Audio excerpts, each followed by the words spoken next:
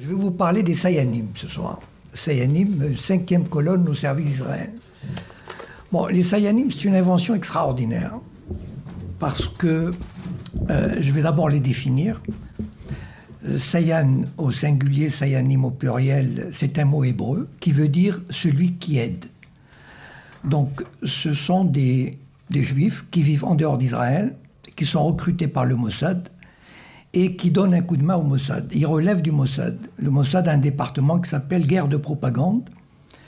Et ces Sayanim sont à peu près 50 000 dans le monde, 3 à 4 000 en France, 3 000 à Londres, 10 à 15 000 aux États-Unis, spécialement regroupés à New York pour la finance et à Los Angeles pour les médias, la télévision, etc. Ils sont recrutés comment? C'est très facile. Il existe une franc-maçonnerie juive internationale, peut-être vous avez entendu parler, qui s'appelle le Bnei Brit, c'est-à-dire les enfants de l'Alliance, et qui regroupe 500 000 membres à travers le monde, réservés aux Juifs. Évidemment, cette franc-maçonnerie, ceux qui en font partie, ce sont des gens de très haut niveau, ne serait-ce que par les contributions financières qui sont très élevées et qui vont pratiquement du cadre moyen supérieur à un parlementaire, directeur de banque, etc. Enfin, vous pouvez imaginer la catégorie des 500 000 qui font partie de cette organisation. Donc, cette organisation est totalement dédiée à la défense d'Israël. Et quand le Mossad a besoin de quelqu'un, eh ben, il va au Bnei Brit, il consulte la liste et il lui demande « Est-ce que tu veux devenir Sayan ?»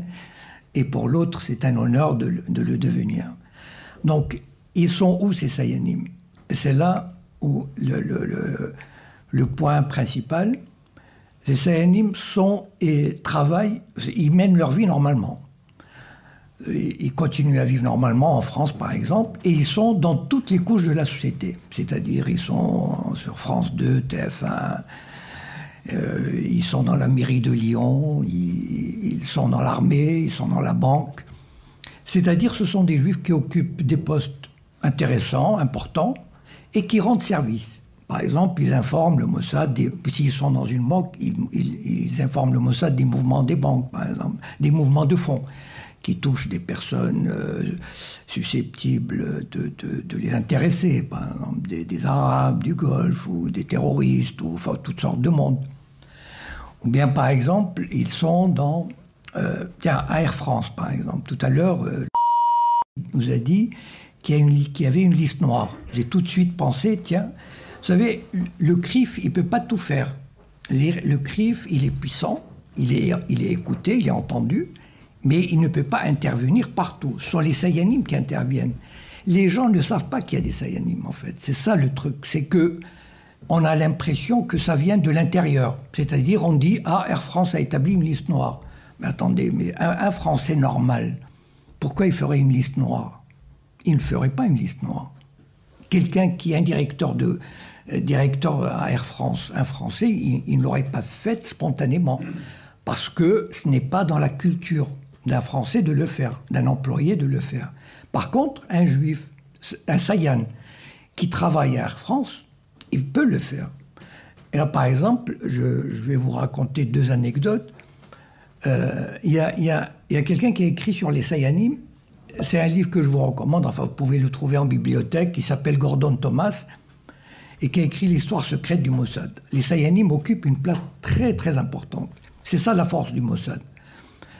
Et non seulement, on dit par exemple, et Victor Ostrovsky, qui est un agent du Mossad et qui s'est réfugié à Londres. Victor Ostrovsky raconte l'anecdote suivante. La France et l'Irak avaient signé un accord pour la construction d'une centrale nucléaire en Irak. Et il y a eu quelques dizaines d'Irakiens, de scientifiques, qui étaient venus à Saclay pour se perfectionner.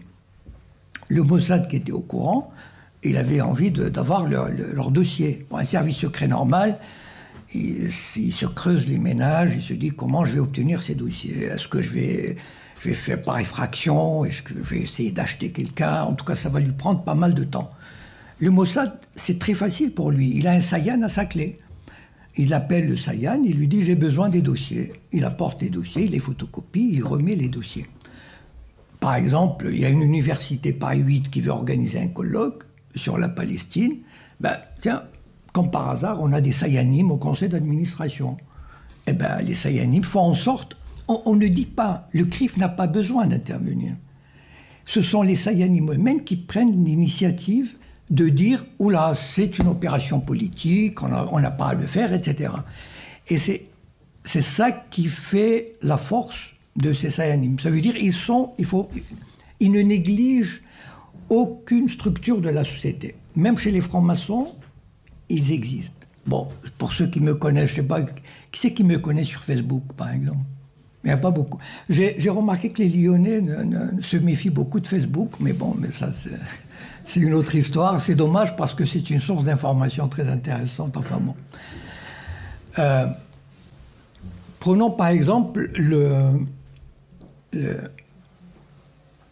vous avez entendu tous parler évidemment de Gilad Shalit. Bon. Imaginons le travail des Sayanim. Vous savez, moi j'observe beaucoup les médias judéo-sionistes. Je les écoute tous les jours, je les suis. Ce qui me permet d'avoir cette vision. En plus, bon, je connais un peu Israël. Je suis allé souvent.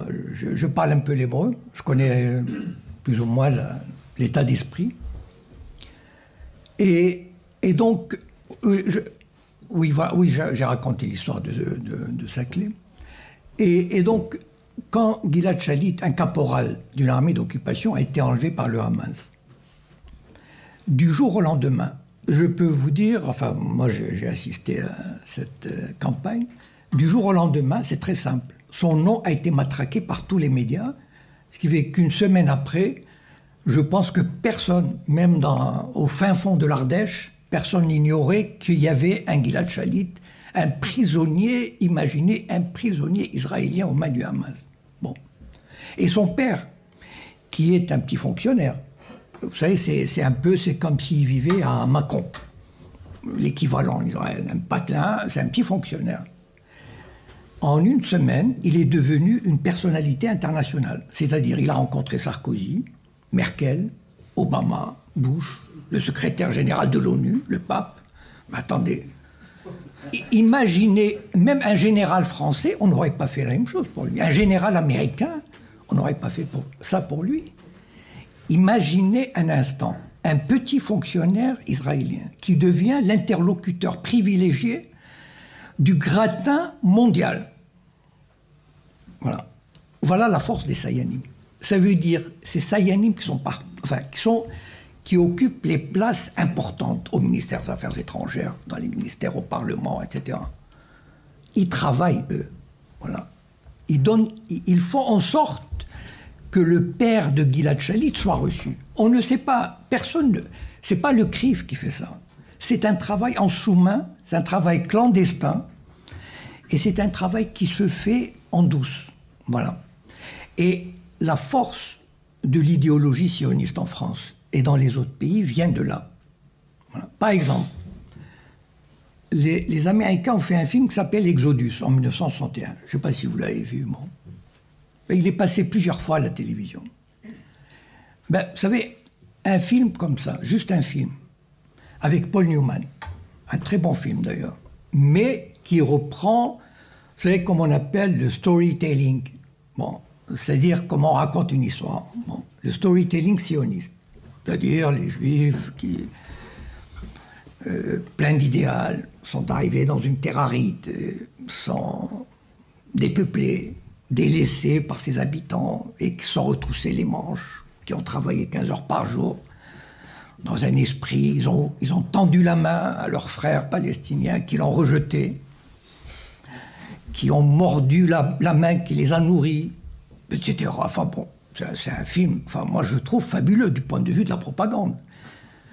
Mais c'est un film qui a formaté une génération entière d'Européens, d'Américains pour Israël, pour le sionisme.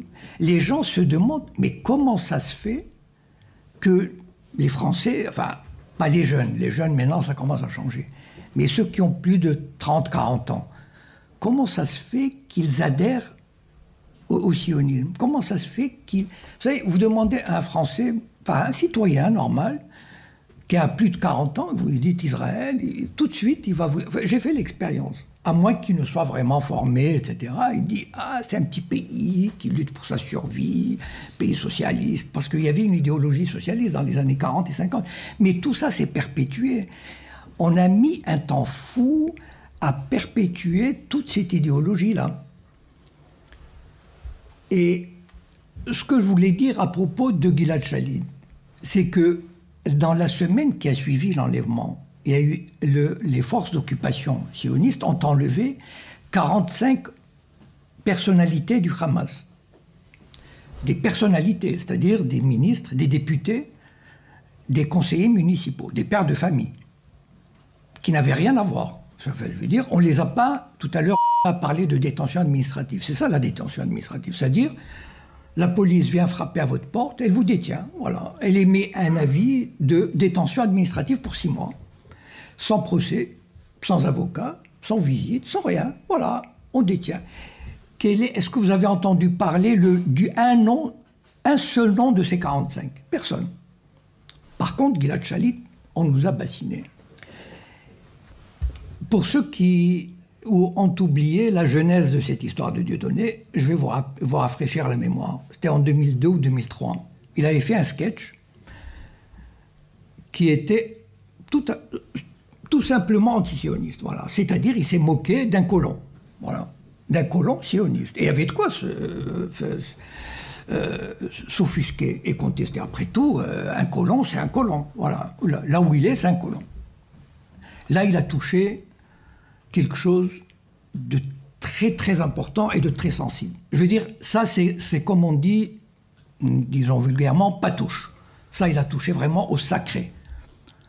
Toucher au sionisme, c'est sacré en France.